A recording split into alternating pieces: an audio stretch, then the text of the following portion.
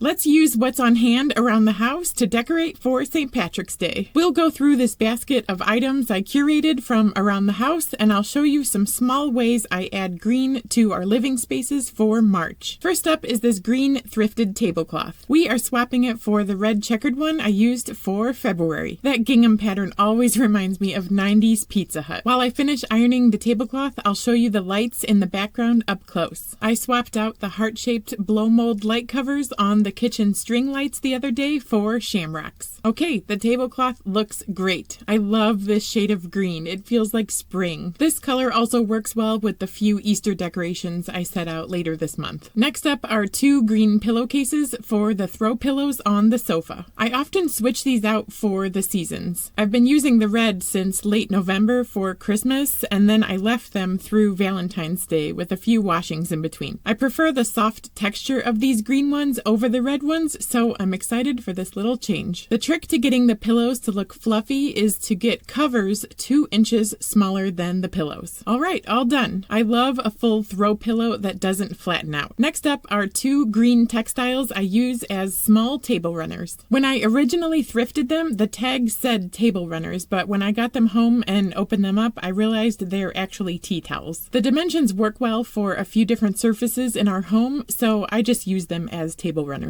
At first glance, I thought these didn't need ironing, but once I laid it out on the coffee table, I decided to hit them with the iron to make them lay all the way flat. One of them went on the coffee table here, and then I added our little enrichment devices that people always play with while we hang out together. The wooden bowl holds random fidget toys and squishies, and next to it is this mini tongue drum the people I live with are all really good at playing.